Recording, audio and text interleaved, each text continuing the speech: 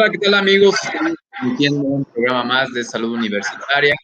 El día de hoy con un tema también interesante de estas cuestiones del COVID que no terminan. El invitado del día de hoy tenemos al doctor Juan Carlos Ávila, especialista en medicina interna. Doctor, muy buenas tardes, ¿cómo está usted?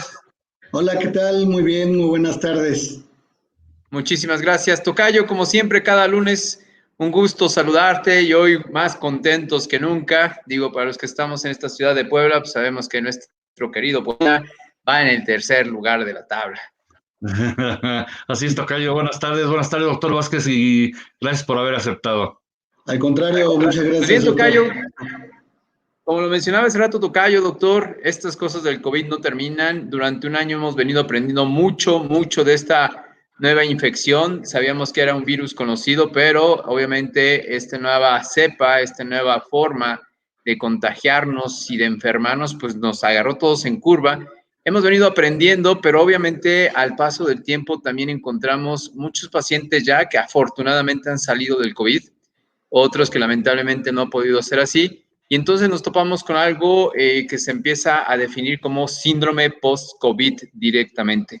Doctor, para empezar de lleno, tocayo, pues si nos podría definir primero qué es un síndrome para la gente que nos está escuchando y de ahí tomaríamos parte de que nos platicara un poquito acerca de esto que es el síndrome post-COVID. Claro, con gusto. Bueno, la definición textual de un síndrome, pues es generalmente la suma de todos los síntomas y signos relacionados a alguna enfermedad.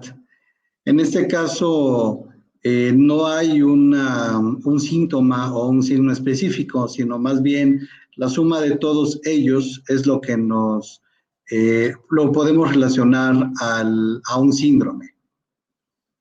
Perfecto. Y sobre todo, toda esta parte, tocayo, que sabemos bien que también la enfermedad comienza a aparecer con muchos datos y que obviamente en algún momento pues nos ponían en jaque, ¿no? Porque no sabíamos realmente ante qué estábamos, si una infección gastrointestinal, de vías respiratorias o realmente qué es lo que estaba pasando. Afortunadamente, pues esto ha venido evolucionando y lo entendemos mejor. Sí, así es. Y no sabemos realmente, todavía hasta la fecha, ¿no? Hay pacientes que empiezan con síntomas muy dispersos y no nos imaginamos realmente que es un problema de COVID, ¿no? Y bueno, ya que hacemos el diagnóstico y conjuntamos todo, ya nos damos cuenta o hacemos el diagnóstico mismo. Pero aquí el problema, y en esta situación lo que vamos a platicar, que nos estabas comentando, pues es el síndrome que queda, ¿verdad? Como nos decía el doctor, pues, lo que es un síndrome, en este caso en el síndrome post-COVID, que es una serie de situaciones que le quedan a la gente, ¿verdad? Que está sucediendo desafortunadamente en muchos de los casos, ¿no? Y que pueden ser de diferentes tipos, puede ser daño a cualquier órgano, o puede ser problemas de tipo psicológico, o las dos cosas, ¿no? Pero bueno, para eso está aquí el doctor Juan Carlos Vázquez, es el especialista en esto, que nos oriente en esta situación, ¿no? Perfecto.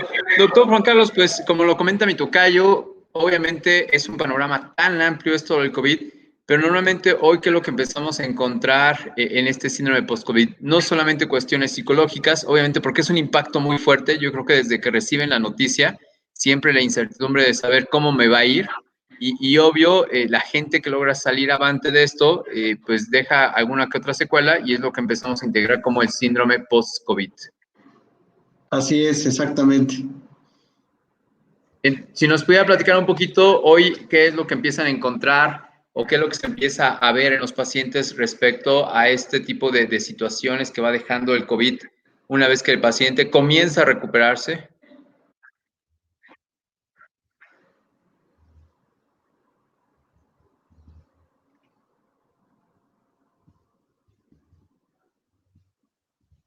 Creo que en esta parte, tocayo, pues obviamente vemos que hay una cuestión respiratoria, en algún momento la parte psicológica, pero pues también tenemos un poquito de impacto ahí directamente. Doctor Juan Carlos, creo que tenemos un poquito ahí de problemas con el audio. Si nos podría comentar un poquito acerca de este síndrome post-COVID, si quiere lo abordamos desde el punto de vista respiratorio, qué es lo que podríamos estar encontrando en los pacientes.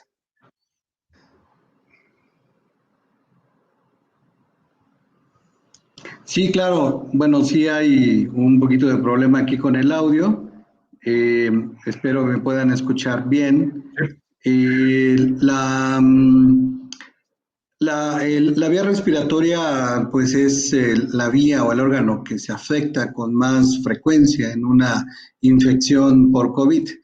Desde luego, la magnitud de la afectación, la magnitud de la secuela, depende de la magnitud de la inflamación que se genere como consecuencia del proceso infeccioso pulmonar. El pulmón es el órgano de choque, en este caso, que resiente más el proceso inflamatorio que se desarrolla en la infección. Como tal, la secuela que se puede observar o parte del cuadro del síndrome post-COVID que se puede observar puede ir desde solamente falta de aire, como técnicamente llamamos disnea, hasta problemas respiratorios severos que limitan la actividad habitual de una persona.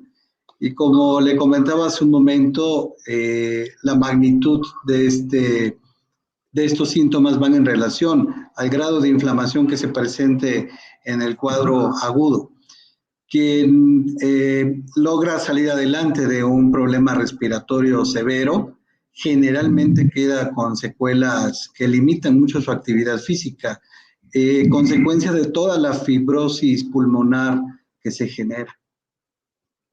Y sobre todo, doctor, ahorita mencionó usted algo importante, tocayo, esta parte de la disnea que muchas personas en algún punto puede ser desde desplazarse entre las habitaciones, subir escaleras, y que obviamente eso merma bastante su actividad diaria, tocayo, y el impacto psicológico pues no se deja esperar ahí presente, ¿no? Sí, sí, exactamente, y lo vemos con los pacientes, y como decía el doctor, es muy variable a final de cuentas, ¿no?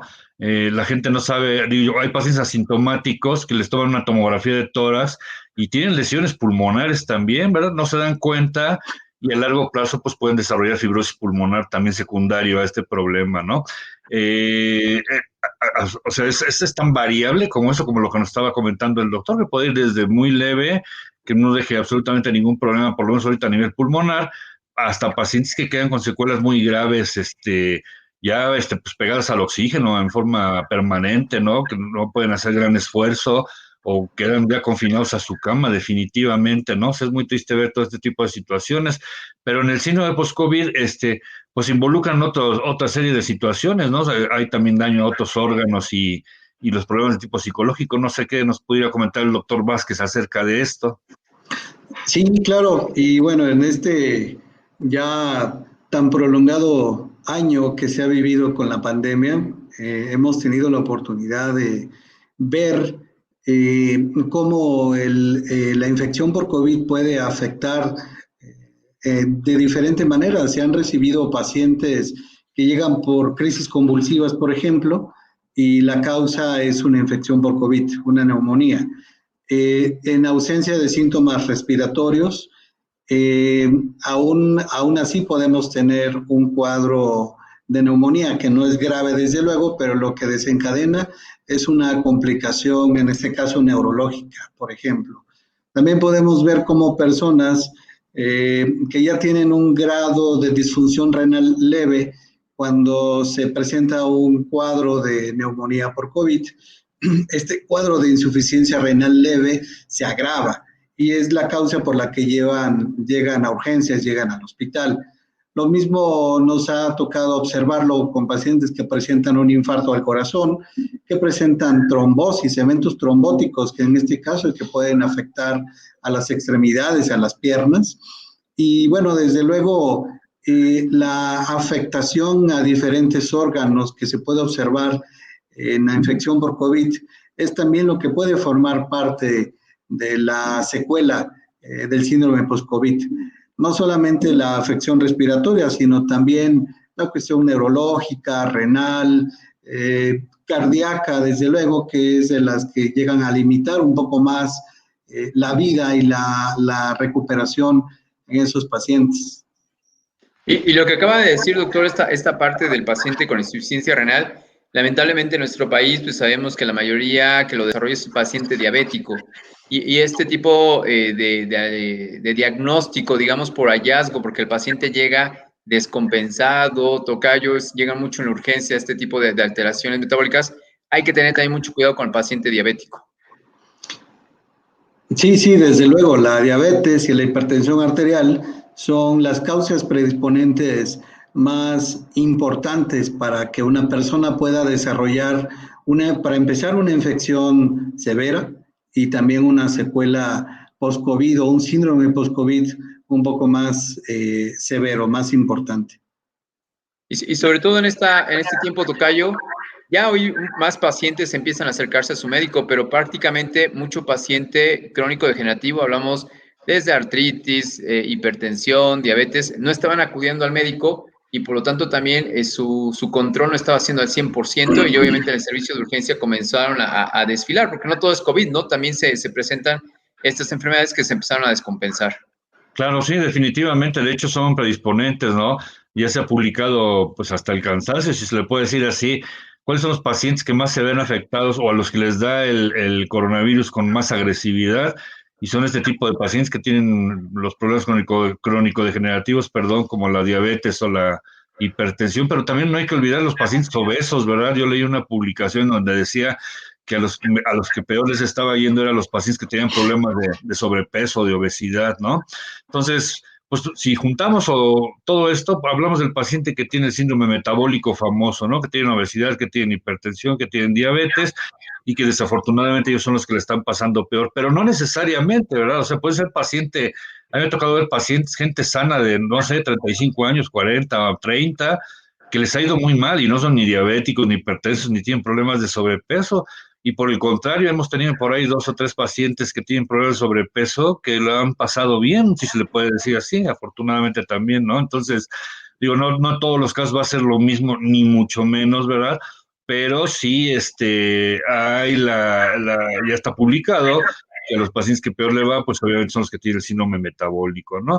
Y no sé, doctor Vázquez, si dentro de todas estas situaciones, están ofreciendo, por ejemplo, paquetes los laboratorios para control de post-COVID, si se le puede llamar así, y ofrecen pruebas de función hepática, pruebas de páncreas, lipasa, etcétera.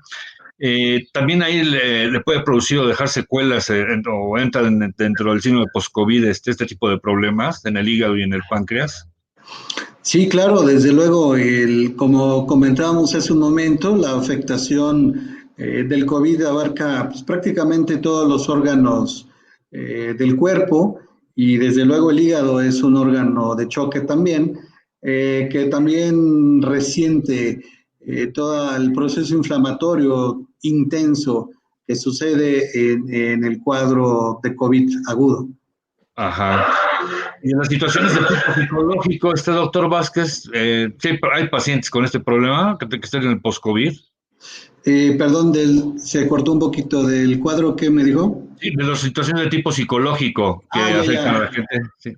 Sí, sí, no, desde luego, eso es lo más frecuente que hemos observado y digo, ahí no necesita haber sido un cuadro grave para tener una manifestación psicológica.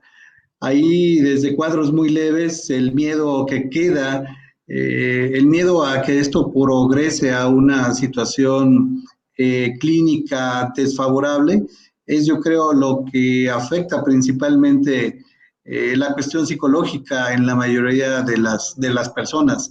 Tan solo el hecho de pensar que tiene COVID y recordar, porque todos desafortunadamente hemos tenido a alguien conocido o cercano que no le fue nada bien, el hecho de pensar que alguien que ya tengo COVID y que me pueda ir como esa persona que yo conocí, pues desde luego que es un factor determinante para que exista mucha aprensión, ansiedad, pánico y muchas situaciones de depresión.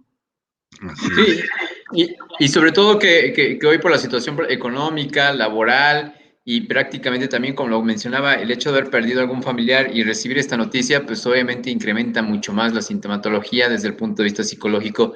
Pues bien, vamos a nuestra primera pausa. El tema de hoy bastante interesante, síndrome post-COVID. Hoy nuestro invitado es el doctor Juan Carlos Vázquez. No tardamos, unos segundos estamos con ustedes, no sin antes recordarle que nos pueden seguir por Facebook, Twitter o YouTube por URadio, UPAEP, y si nos escuchas de forma directa, lo puedes hacer por upress.mx/URadio. Regresamos.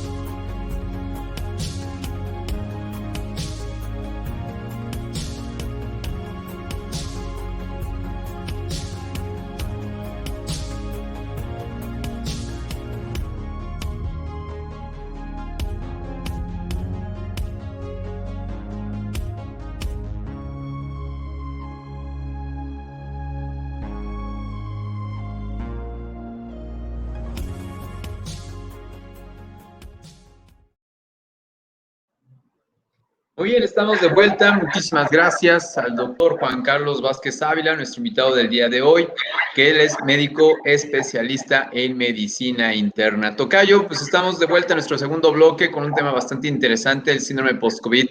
En muchas de las ocasiones la gente empieza a comentarlo, me dio COVID, afortunadamente me fue muy bien, pero en muchas de las ocasiones también no hacen un chequeo post o prácticamente cuando los dan de alta, pues sienten que todo está bien y esperemos que así sea para la mayoría de todos.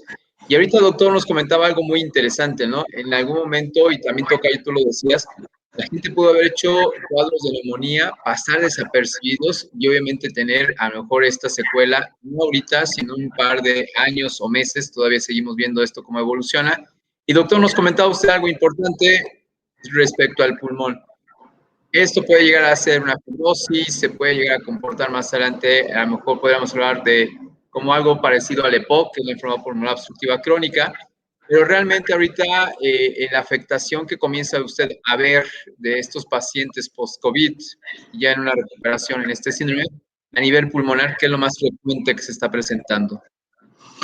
El síntoma más frecuente que se está presentando a nivel pulmonar es la falta de aire, la disnea. Incluso en cuadros leves se ha reportado que hasta el 70-72% de las personas que tienen COVID considerado como leve, después de 3 meses o 4 meses de haber pasado el cuadro, pueden presentar falta de aire, pueden presentar disnea como una manifestación, como la manifestación más frecuente del cuadro de COVID. Desde luego, entre más severa sea la infección, más severa va a ser la falta de aire, más severa va a ser la disnea y más limitación puede haber para las actividades cotidianas. Por supuesto. Y algo que usted mencionaba, y Tocayo lo mencionaba muy bien el doctor, esta cuestión de la disnea, a veces nos llegan a la consulta y le preguntamos, ¿cómo se ha sentido? Pues bien, doctor, me canso un poco cuando subo las escaleras, me canso un poco cuando salgo a la tienda de la esquina, algún tipo de actividad, y realmente con lo que nos comenta hoy nuestro invitado, el doctor Juan Carlos, podríamos estar frente a una situación de disnea y no haber sido valorada. Sí, definitivamente, ¿no? Lo mencionamos al principio también. Pacientes, insisto, que no se dieron cuenta, a veces ni siquiera supieron que tuvieron COVID, ¿verdad? O que sospecharon, o que por ahí les dijeron y se imaginaron, y se van a tomar una tomografía y resulta que tienen lesiones a nivel pulmonar, ¿no? Y no tuvieron ni disnea ni ningún problema. Obviamente, como dice el doctor, y la secuela que se queda para el paciente o en el síndrome post-COVID, bueno, una de las secuelas pues es esa, la disnea, la dificultad para respirar. De hecho, a mí me ha tocado ver pacientes que ya fueron a rehabilitación pulmonar porque tuvieron a lo mejor un cuadro moderado, severo, y mejoran mucho, eso es definitivo cuando se va a tiempo y también depende de cómo la hayan pasado, ¿no? Pero me ha tocado ver pacientes que a pesar de la terapia y eso, y están mejorando, obviamente mejoran su oxigenación, ya están sin oxígeno a lo mejor y están saturando 94, 95%, pero que intermitentemente sienten que les falta el aire. No sé si realmente sea parte del síndrome post-COVID y se imaginen que les está faltando el aire por el cuadro que pasaron, o realmente puede suceder eso. Doctor Vázquez, no se nos pudiera comentar qué pasa con estos pacientes que son parte obviamente del síndrome post-COVID, que van a rehabilitación, que están bien, empiezan a hacer su actividad ciertamente normal, pero que resulta que de repente intermitentemente siente que les falta oxígeno, ya tienen su tanquecito ahí guardado por si las dudas, y echan mano del oxígeno un ratito, una hora, a lo mejor media hora, no sé, y eso como que ya sienten que les fue mejor. ¿Qué tanto es eso de parte del síndrome post-COVID? ¿Qué tan real es? ¿Es porque realmente puede llegar a suceder esto? ¿O puede ser más un problema de tipo psicológico? Sí, claro, sí, desde luego, una situación determinante es poder revisar a esta persona que presenta disnea y con estudios y con la revisión clínica, desde luego que es lo más importante, poder determinar si tiene cierto grado de afectación pulmonar que pueda relacionarse a esta falta de aire.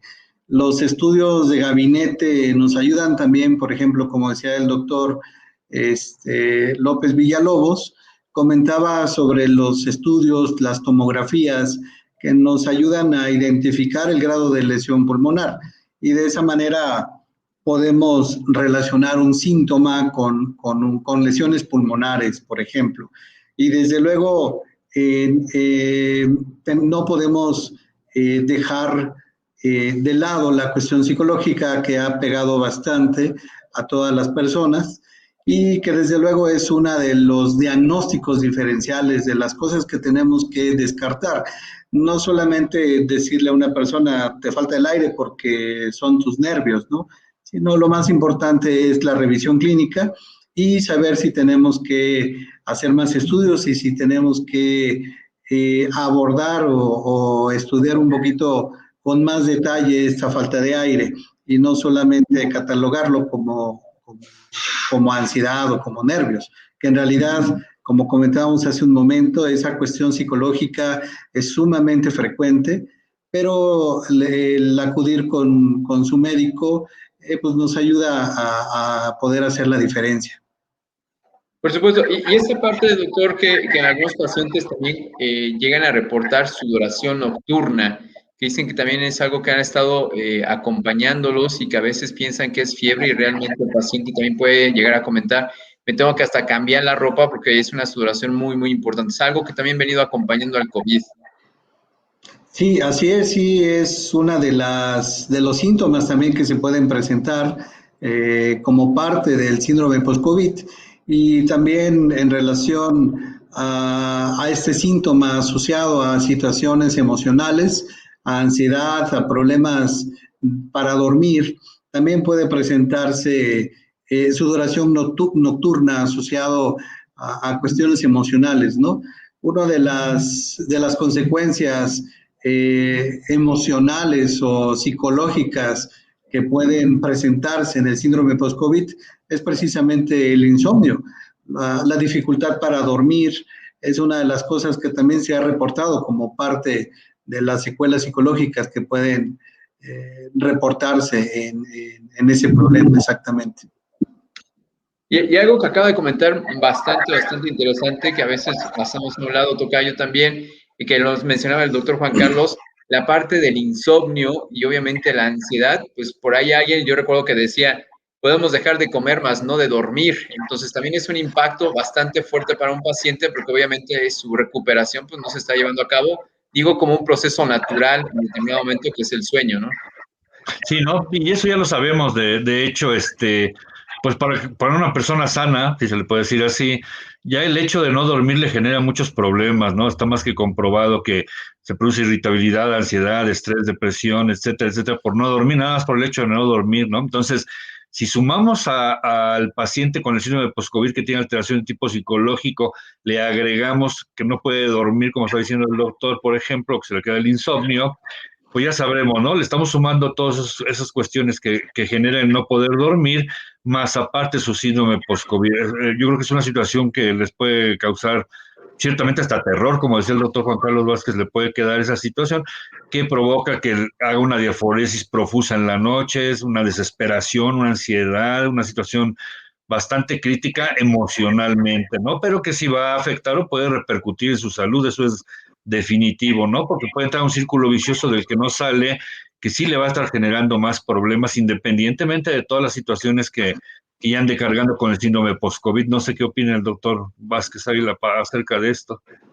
Sí, claro, desde luego, el impacto psicológico que deja el COVID, desde luego es bastante, es muy importante y los problemas del sueño son de las cosas que con más frecuencia podemos observar, ya sea desde una cuestión de ansiedad, que puede ser transitoria, episódica, hasta problemas en realidad mucho más intensos como ataques de pánico, depresión, y situaciones que además del COVID, el aislamiento que ha generado, que ha sido necesario el aislamiento por todo este problema, también se suma a las causas de problemas de sueño, de ansiedad, que bueno, que hacen todo esto un poquito más complejo todavía. Por supuesto. Doctor, hace unos minutos también comentaba el impacto junto con mi tocayo, el impacto que se tiene a otros órganos en determinado momento, llámese hígado, páncreas, a veces hasta el intestino, esto de síndrome de colon irritable en algún punto, pero ¿hay alguna forma, después de que el paciente le dijeron ya tiene una PCR negativa, sus inmunoglobulinas obviamente a lo mejor salieron positivas o ya están negativas, ¿hay alguna forma de hacer este diagnóstico de síndrome post-COVID realmente para saber que vamos bien, que la recuperación ha venido al 100% o de un 90 hacia un 100% vamos evolucionando paulatinamente? ¿Qué estudios son los que podemos estar recomendando para una verificación de nuestra salud después de padecer COVID? Sí, claro. Los estudios generales, los estudios de sangre, incluyen, por ejemplo, una biometría hemática que nos ayuda a determinar si esa persona, como consecuencia del COVID, como parte del síndrome post-COVID, presenta anemia, por ejemplo, que es una de las causas más frecuentes. Otros estudios también de sangre nos ayudan a determinar si el hígado, como comentaba el doctor López Villalobos hace un momento, tiene alguna secuela del síndrome post-COVID, si hay cierto grado de afectación de las enzimas hepáticas que puedan relacionarse a un proceso inflamatorio persistente. Otra sustancia que es un marcador sistémico de inflamación es la proteína C reactiva de alta sensibilidad, que nos puede ayudar también a asociar los síntomas a un cuadro inflamatorio persistente. Los estudios de sangre para determinar la función renal, desde luego es importante, las sales del cuerpo, los electrolitos séricos, porque algunas personas que presentan cuadros severos pueden quedar con cierta deficiencia de cortisol, eso generar debilidad y poder reflejarse en los electrolitos séricos, alguna alteración que pueda detectarse de esa manera.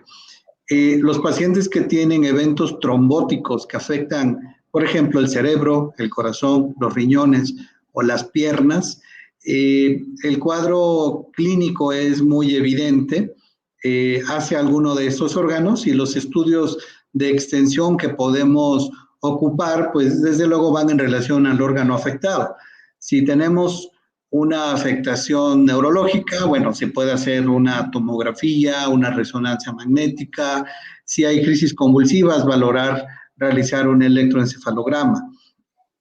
A nivel del corazón es algo que se ha reportado recientemente, que la infección por COVID puede generar inflamación del músculo cardíaco, que en la secuela post-COVID puede dar síntomas de palpitaciones, disnea o dolor del pecho. Digo, esto no sucede en todos los casos, desde luego. Se han reportado casos incluso en infecciones que no son severas, que pueden llegar a inflamarse el músculo cardíaco y como consecuencia tener algún síntoma. Digo, no quiero decir que todas las personas que tienen disnea y dolor en el pecho van a tener problemas cardíacos. Por eso es importante que quien tenga algún síntoma que pudiera ser sospechoso, digo, acuda al especialista indicado para que se haga el diagnóstico correcto y el tratamiento que necesita. Por supuesto. Y ahorita nos mencionaba algo muy interesante, doctor, de esto, sintomatología, que en algún momento la falta de aire, dolor en el pecho, algunos pacientes lo pueden padecer, otros no. Hay que recordar, tocayo, también que el paciente diabético hace neuropatía y que a veces puede estar un poquito disfrazado este síntoma, ¿no? Sí, no, definitivamente. Y de hecho, como lo estaba mencionando el doctor, aquí la proteína C reactiva, por ejemplo, pudiera ser inespecífica realmente porque a veces no sabemos si el paciente tiene un problema o un trastorno de fondo en donde también podría salir positiva la proteína C reactiva. Y por eso es importante saber asociar las situaciones, ¿no? Si tiene un problema de tipo reumático o crónico, no sé, el que sea, y piden proteína C reactiva y la tenía elevada. A lo mejor el paciente ni siquiera sabía que tenía ese problema, ¿verdad? Pero ya le dio COVID y resulta que le sale la proteína C reactiva elevada, la que dice el doctor, obviamente que sea altamente específica para poder asociarlo con el problema que tuvo de COVID. Pero bueno, son situaciones que nos pueden también a lo mejor hacer dudar un poquito con el síndrome post-COVID y con otras enfermedades de tipo crónico, ¿no? El paciente, que ya nos decía el doctor, por ejemplo, el riñón llega a sufrir, se puede hacer o producir una insuficiencia renal aguda también por este tipo de situaciones, por esta patología, ¿verdad? El paciente se tiene que hemodializar, etcétera, y le puede quedar la secuela como tal, a lo mejor no necesariamente que haya tenido problema de tipo renal, pero puede desarrollar esto. Igual si tiene el problema renal, le puede quedar una insuficiencia renal crónica ya al paciente también, ¿no? Y mi pregunta también ahorita para el doctor Juan Carlos Vázquez Ávila, ¿por qué insisten tanto lo de los laboratorios en el páncreas y en el hígado, ¿no? O sea, de hecho, uno de los marcadores cuando se piden todos los laboratorios para hacer el diagnóstico de un paciente COVID, se piden transaminasas, ¿no? Hay elevación de las transaminasas que nos está hablando de que el hígado está teniendo cierto daño. A mí, de todos los pacientes que me ha tocado ver, por lo menos allá en el servicio de urgencias, invariablemente la mayor parte, el 90-95%, yo diría, salen con las transaminasas elevadas, ¿no? Aparte de otros laboratorios. Pero bueno, esta persistencia que forma el síndrome post-COVID hace que estén elevados estas enzimas, ¿no, doctor? Igual que no sé en el páncreas, que tanto sufra con este tipo de situaciones. Perdón, Doc, antes de que de esta respuesta, podríamos sumar también a lo que comenta mi tocayo, el dímero D, ¿no? Es otro de los marcadores que también se ocupan como valores predisponentes para una cuestión que lo platicaremos después del corte. Nos quedamos con estas preguntas para regresar, tocayo, que nos dé respuesta el doctor. Vamos a nuestra segunda pausa, no sin antes recordarles que nos puedes seguir por Facebook, Twitter o YouTube, por Radio UPAEP. Si nos quieres escuchar de forma directa, lo puedes hacer por upress.mxu Radio. Regresamos.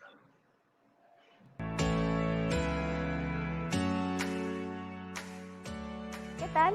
Mi nombre es Linda Josefina y soy coordinadora del programa de doble grado con City University of Seattle. Hoy te voy a hablar de qué se trata este programa. Pues bien, este programa te da la oportunidad de cursar otra licenciatura totalmente en línea sin salir del país. Te da la oportunidad también de, si gustas, cursar veranos en Seattle o bien en Praga, pero esto es opcional. Con tan solo de 10 a 11 materias, tú puedes tener ya otra licenciatura con City University of Seattle. Al finalizar, tendrás 2 títulos de licenciatura, uno expedido en México por UPAEP y el otro expedido por City University of Seattle en Estados Unidos. No lo pienses más y haz tu doble grado con City University of Seattle. Contáctanos, lindajosefina.sanchez@upaep.mx. Ese es mi correo, o bien me puedes buscar en el edificio central, oficina T120.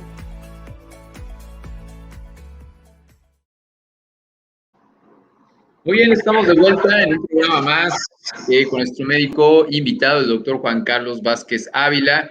El día de hoy nos acompaña desde el punto de vista de la medicina interna. Tocayo, estábamos platicando un poquito acerca de todo esto que lleva el síndrome post-COVID. A los que se acaban de conectar con nosotros, si pudieras repetir las preguntas para nuestro invitado del día de hoy y dar seguimiento a lo que quedó pendiente antes de la pausa. Sí, le preguntábamos al doctor Vázquez Ávila a ver si nos pudiera orientar un poquito acerca de por qué insisten tanto, los de los laboratorios con las pruebas del páncreas, por ejemplo. ¿Qué tanta afectación puede llegar a tener el páncreas pues después del COVID o el síndrome post-COVID?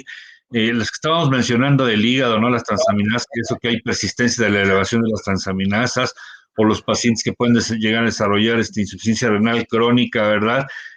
O decimos la proteína C reactiva también, que a veces se manda y el paciente desconocía que tenía a lo mejor un problema reumático y ya tenía elevada de por sí esa, y hay que asociarla con el COVID, ¿verdad? Entonces a veces llegamos a un punto en donde podemos tener cierta duda a lo mejor de si ya tenía algo o si lo tiene, porque ya ya le diagnosticamos que tiene un problema de tipo reumático, tiene la PCR reactiva, la proteína C reactiva, elevada, pero ahora ya le dio COVID también, y entonces ¿qué tan real es asociarlo como síndrome post-COVID? No sé qué nos pudiera comentar, doctor Vázquez Ávila, por favor. Sí, claro, con gusto. Bueno, la proteína C reactiva de alta sensibilidad es una sustancia que se produce en las células del hígado, en los hepatocitos. Es una sustancia inespecífica, digamos, para alguna enfermedad. lo podemos usar como un marcador de inflamación. En casos, entre más severa sea la inflamación, más elevada puede estar la proteína C reactiva. Es importante, creo yo, comentar que lo que comentaban hace un rato con respecto a los pacientes que se ven más afectados por el COVID, que son pacientes que tienen diabetes y sobre todo que tienen obesidad. Este grupo de pacientes con frecuencia pueden tener hígado graso o esteatosis hepática y por sí mismo, el hígado graso puede elevar la proteína C reactiva. Entonces, no podemos generalizar y decir que solamente la proteína C reactiva se elevó por el COVID, porque no sabíamos si antes por la obesidad o por la diabetes tenía elevada esta sustancia. Por eso los resultados se deben de interpretar en relación al estado clínico y a la revisión clínica, desde luego. Esa es una de las sustancias que se pueden usar para medir el grado de inflamación. La alteración de las enzimas hepáticas, desde luego, va relacionado al mismo grado de inflamación, consecuencia de la infección por COVID. Lo mismo la alteración en las enzimas pancreáticas. Igual el páncreas se ve afectado por la misma situación que el hígado y puede llegar a elevarse como parte de una situación inflamatoria sistémica. Lo mismo que el riñón, lo mismo que el corazón, lo mismo que el cerebro y en más grado y con más frecuencia los pulmones. Comentaban también acerca del dímero D. El dímero D es una sustancia que se ha medido para diagnosticar o prevenir la formación de trombos, de coágulos. El dímero D es una sustancia que al elevarse en la sangre sugiere la posibilidad de que se pudieran estar formando aceleradamente coágulos, lo cual se relaciona directamente con las complicaciones cardiovasculares que hemos comentado en los últimos minutos. Perfecto. Y esta parte es muy interesante, doctor, porque obviamente hay muchos pacientes que también han dejado a un lado esta parte de revaloración con el médico, ¿no? Hemos visto que pues me tomé una PCR, salió negativa, me tomé inmunoglobulinas, estoy mucho mejor, yo me siento muy bien y lo hemos dejado prácticamente ya a la deriva. Es muy importante tener un seguimiento, tocayo, doctor Juan Carlos, porque obviamente esto nos da la pauta para entender y ir conociendo mucho mejor a esta enfermedad en determinado momento. Con esto que nos acaba de comentar, doctor, cuando se padece la enfermedad, ¿hay alguna forma, o después de que estamos saliendo de la enfermedad, hay alguna forma de prevenir todo lo que contribuiría a formar este síndrome de post-COVID?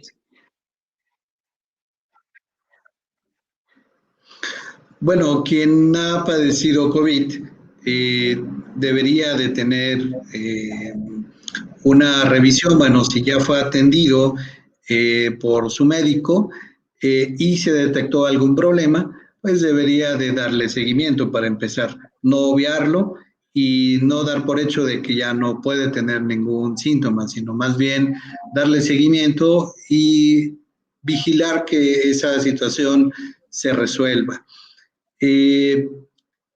Mejorar los hábitos o mejorar la actividad física, por ejemplo, puede ser una situación favorable para reducir los síntomas asociados al síndrome post-COVID. Obviamente, quien fuma, pues que deje de fumar, no consumir alcohol en cantidades grandes, no automedicarse es importante y atender desde luego las enfermedades crónicas que pueda padecer también es sumamente importante para poder evitar o reducir el riesgo de complicaciones asociadas al síndrome post-COVID. Doctor, y quisiera preguntar, no sé qué tan frecuente es dentro de su especialidad, en lo que a usted le ha tocado ver o de sus pacientes, su experiencia, ¿qué pasa con los tratamientos ¿qué tanto pudieran perjudicar a los pacientes? ¿Verdad? Nos ha tocado ver tratamientos pues muy desafortunados también, ¿no? O sea, empieza el paciente, ya le hicieron la prueba, salió positivo, y a mí me ha tocado ver de verdad tratamientos de ceftriaxona, 1 gramo por 10 días, 10 piquetes de 1 gramo de ceftriaxona, les han mandado ciprofloxacino, por ejemplo, y les vacían la farmacia casi a los pacientes y están asintomáticos, por ejemplo, ¿no? O a otros pacientes, hay gente que le han mandado esteroides desde el principio, ¿verdad? Aunque no tengan nada, le mandan la famosa dexametasona intramuscular diaria, les ponen aspirina, les dan enoxaparina, etcétera, con cuadros que están iniciando, ¿no? Que realmente el paciente no presenta síntomas.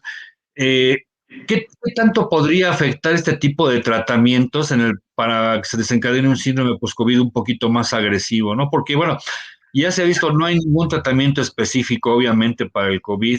Se tiene que tratar según la etapa en que se encuentre. El médico debe estar capacitado para eso, quien lo va a manejar, el paciente COVID, obviamente, ¿verdad? Pero hemos visto que hay mucha gente que da tratamientos que no tiene la capacitación adecuada para esto, ¿verdad? Y vemos tratamientos desafortunados como los que estaba yo mencionando. Pero aquí mi pregunta es, por lo del síndrome post-COVID, ¿qué tanto pudiera afectar este tipo de tratamientos a un paciente? Sí le empeoraría su cuadro y provocaría esto que el síndrome de post-COVID fuera un poquito más agresivo, si se pudiera decir así. Sí, claro, desde luego.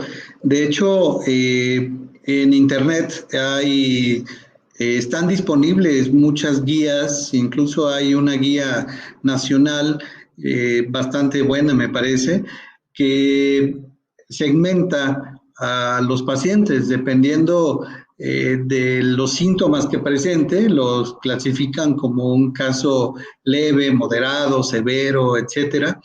Y eso, partiendo de eso, nos puede ayudar a poder ser más juiciosos con el uso de los medicamentos.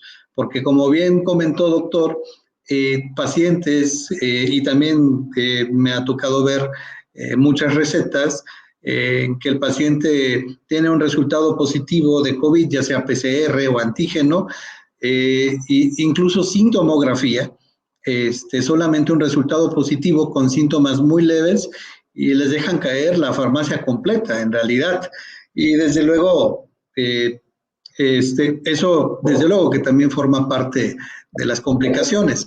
El uso indiscriminado de analgésicos, del grupo de los AINES, de los AINES, puede ocasionar daño al riñón. Me refiero al uso indiscriminado, ¿sí? Dosis altas por tiempos prolongados. El uso indiscriminado también de corticoides, de cortisona, puede generar también una mayor propensión a una sobreinfección. La forma como la cortisona baja la inflamación es bajando todas estas sustancias inflamatorias y de alguna manera puede también favorecer la sobreinfección con otros microorganismos.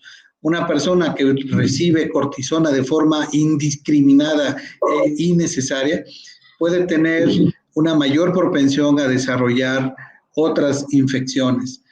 Además de que la cortisona usada de forma indiscriminada también por sí misma puede generar debilidad muscular. Puede elevar los niveles de presión arterial, puede elevar los niveles de glucosa y bueno, desde luego si tenemos en cuenta que hay pacientes que son hipertensos o diabéticos y además se da de forma innecesaria e indiscriminada dosis altas de cortisona, pues entonces todo esto se complica un poco más. Ahí hay muchas guías en donde se ha propuesto en qué momento es recomendado usar dexametasona, por ejemplo. Y no todos los pacientes son candidatos a recibir cortisona. Y desde luego el paciente asintomático con una prueba positiva pero sin síntomas, pues bueno, insisto, hay que ser muy juiciosos en el manejo y en la indicación de todos los medicamentos. Y sobre todo esta parte importante comentaba, doctor, la automedicación o como decías, tocayo, este exceso de medicamentos. hay que entender que cualquier medicamento va a tener dos vías de eliminación. Una que puede ser la parte del hígado y la parte renal directamente, y que al final podemos estar disparando alguna otra complicación o simplemente acelerando algún proceso que desconocíamos y tener una descompensación en algún momento. Al igual que otro punto importante, tocayo doctor, también digo, sin menospreciar en algún momento la medicina alternativa, la medicina naturista, que a veces comienzan a recomendar ciertos test, a recomendar cierto tipo de infusiones. Pues hay que tener mucho cuidado, digo, de por sí estamos en una situación donde vamos aprendiendo cada día más de esta enfermedad y que esto podría retrasar el diagnóstico o llegar ya con complicaciones muy severas al hospital. Sí, así es. De hecho, bueno, el ir solamente con medicina alternativa, teniendo síntomas, teniendo un cuadro clínico muy característico, bueno, como bien lo comentó doctor, puede retrasar solamente la atención adecuada y desde luego en el momento en el que ya el síntoma sea persistente, pues entonces ser una cuestión un poquito más grave para esta persona. Por supuesto. Y el punto importante también, tocayo, no solamente hay que pensar en esta parte médica, lo mencionabas muy bien hace unos minutos, la parte también que involucra este tratamiento del síndrome de post-COVID, la parte psicológica, ¿no? El impacto que puede llegar a tener. Sabemos de familias que lamentablemente han perdido 1, 2, 3 integrantes de la familia y que todavía quedan con secuelas, y obviamente este tipo de situaciones, no solamente la psicológica, la parte de nutrición, pero el impacto psicológico no deja de ser muy importante también en esta recuperación de nuestros pacientes. Sí, desafortunadamente es eso, ¿no? Lo venimos mencionando casi desde el principio, ahora ya lo dijo el doctor Juan Carlos Vázquez, yo creo que a lo mejor entre la respiratoria y la psicológica sean las principales secuelas del síndrome post-COVID, que se llama, independientemente de que haya problemas con otros órganos. Y esta situación de tipo psicológico empieza a crear una paranoia entre la gente, ¿no? También nos ha tocado ver pacientes que probablemente estuvieron cerca de otro paciente COVID, si se le puede decir así, y empiezan pues con la paranoia, ¿no? A mí yo he recibido llamadas telefónicas o atención de pacientes que llegan totalmente angustiados, ¿no? Oye, doctor, es que tuve contacto con un paciente COVID, aunque no hayan sido un contacto directo, no sé, alguna cosa así, y llegan aterrorizados, ¿no? O sea, ya del hecho, como lo decía el doctor Juan Carlos Vázquez desde el principio, desde saber que lo tiene, o tú lo mencionabas, tocayo también, saber que lo tiene ya desde ahí es un impacto. Bueno, la gente cuando sospecha, empieza la paranoia desde la sospecha de tener la infección, ¿no? Y obviamente con esa paranoia, también ya tenemos comprobado por publicaciones que esto hace que un poco el sistema inmunológico, ¿no? Y esto puede acarrear otro tipo de problemas también, o como tal, la enfermedad lo va a tener si tuvo contacto con algún paciente que tiene COVID o que tuvo COVID, ¿no? Entonces, que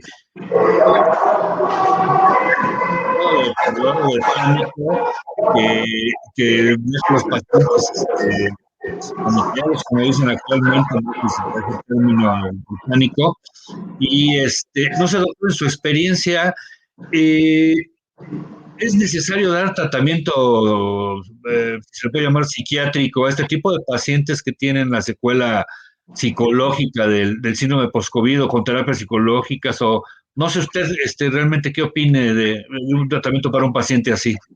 Sí, desde luego, yo creo que es importante atender todas estas situaciones emocionales porque sabemos de antemano que muchas de las enfermedades orgánicas empiezan con cuestiones emocionales, desde luego. Tan solo el hecho de dejar de comer, el hecho de no dormir, como bien lo comentó hace rato, que igual podríamos dejar de comer, pero no de dormir, eso es totalmente cierto. Por eso es importante que una persona que presente todas estas situaciones emocionales y desde luego que afecte su vida diaria en el comer, en el comer, en el dormir, en la relación con sus demás familiares, desde luego hay que darle tratamiento porque si eso no se atiende, eventualmente pueden presentar alguna situación orgánica y que, bueno, va desde luego a convertirse en una enfermedad importante. Pero sí hay que dar tratamiento definitivamente.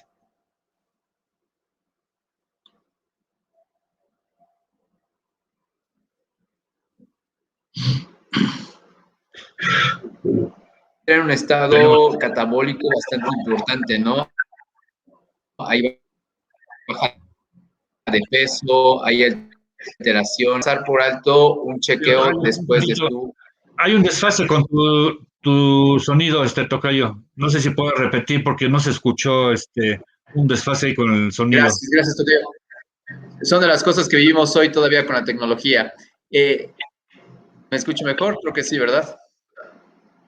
Sí. Doctor, comentábamos esta parte que el paciente que padece este tipo de enfermedades pues sufre un desgaste metabólico, un desgaste psicológico muy importante y con ello obviamente debe de continuar su valoración post-COVID. Doctor Juan Carlos, entramos a la recta final de nuestro programa, justo que nuestros pacientes pudieran tener también una valoración desde el punto de vista de medicina interna, se lo vamos a agradecer.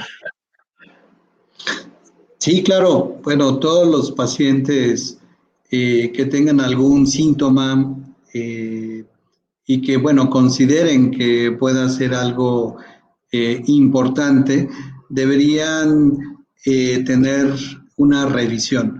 Desde luego, entre más severo haya sido su infección por COVID, pues deben de mantener su atención hasta su recuperación. Los estudios que se hagan deberán ser juiciosos para poder determinar con la mayor certeza el cuadro o la secuela relacionada a la infección por COVID. Y desde luego la parte de la atención y el cuidado de las enfermedades crónicas es mucho más importante. El atenderse, el mantener un mejor control de la diabetes, de la hipertensión arterial, del problema de lípidos, de los problemas cardíacos que pudieran padecer, es desde luego parte de lo que nos va a ayudar a que este síndrome post-COVID no genere una secuela permanente. Y la parte emocional, desde luego, es sumamente importante. También somos muchas emociones que pueden presentarse y pueden dar pie a la formación o a la persistencia de síntomas y en conjunto con otras enfermedades crónicas puede ser parte también del síndrome post-COVID. Es importante una atención integral, no obviar las cosas y es importante sobre todo la prevención de otras complicaciones más graves. Muy bien, doctor. ¿Sus datos nos podría repetir para poder cerrar el programa del día de hoy? Se lo vamos a agradecer. Sí, perdón, no, es que se cortó, no escuché bien. Que si podría después dar sus datos, por favor, obviamente para tener a sus pacientes, para que la gente que nos está escuchando sepa dónde localizarlo para una consulta. Claro, con mucho gusto. Soy el doctor Juan Carlos Vázquez Ávila, soy especialista en medicina interna y formo parte del cuerpo médico del Hospital Christus Muguerza UPAEP, que como todos saben está en las 5 Poniente 715. El teléfono del Hospital UPAEP es el 229-8100. Con mucho gusto les podemos ayudar. Muchísimas gracias, doctor Tocayo. Como siempre, un gusto compartir el espacio. Doctor, esperamos tenerlo nuevamente en algún otro punto importante que podamos comentar con nuestra audiencia. Por lo tanto, nos despedimos, que sea una gran semana. Muchísimas gracias a todos. Hasta pronto y decimos adiós. Gracias. Gracias, doctor.